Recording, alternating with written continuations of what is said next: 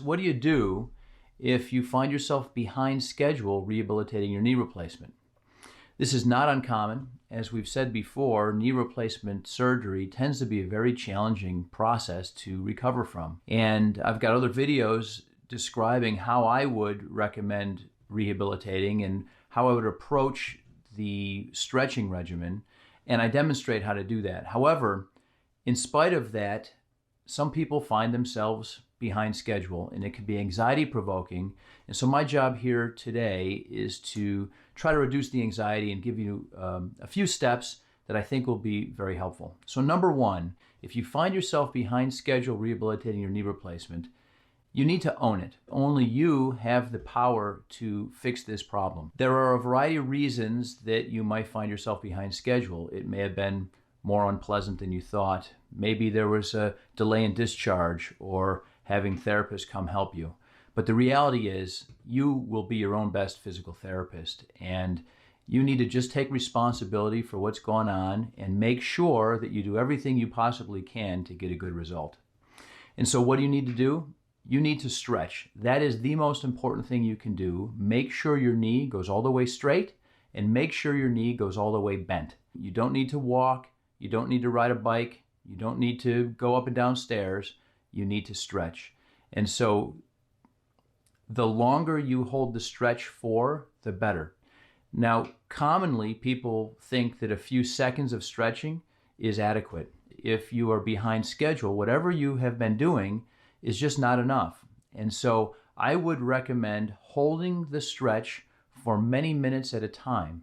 That means holding your leg out straight to get extension back and keeping it there for 5 minutes, 10 minutes, 20 minutes, a half an hour. You don't need to go back and forth. Just hold it in one position. That'll help you to get full extension. To get flexion, you need to bend it.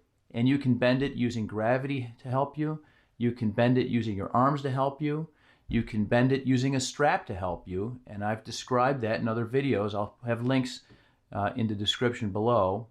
And you can click the card and there'll be a link there as well. There is no substitute for stretching, and I understand it may be swollen, it may hurt, it may be sore, it may feel like it's going to burst open. It will not burst open. Swelling sometimes is unavoidable, and you cannot let the swelling slow you down. It will feel tight, and once again, that is why we're stretching. You cannot try to wait for that stuff to get better. You have to push through so that you get a good result. Remember, you only have about 6 weeks to regain all your range of motion, so time is truly of the essence. What else can you do? I'm a big proponent of using ice. That can be ice from the refrigerator. It can be an ice pack that you could buy online. It could be an ice machine that you could get from your surgeon or also online, and I'll have some links below that will help guide you into what I would use. And then the last thing is that you may be very anxious about this. It may be very frustrating. You may have some regrets about doing surgery. I am sure there are friends and family members that are close to you that want to help you, and they can do that by talking to you on the phone, distracting you while you're stretching. Similarly, using music as a distraction or watching a television show or a movie while you're stretching can be helpful.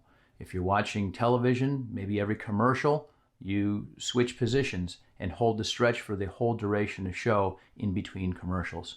If you're streaming a movie, maybe every 10 or 15 minutes, switch to go from extension into flexion, but try to get through the entire show or movie while at an end point, either extension, flexion, or alternating every 10 to 15 minutes. I don't think it is particularly helpful to stretch for significantly less than 10 or 15 minutes at a time when you find yourself in a situation that you're behind schedule. The framework I would suggest to ensure that you're making reasonable progress is that by 2 weeks after surgery, you should easily have a 90-degree arc of motion, and then by 6 weeks after surgery, a minimum of 0 to 120 degrees of flexion. You may still have questions or concerns, and if you write comments below, I will do my very best to answer you, either in the comments or by making a new video tailored to your particular interest or question.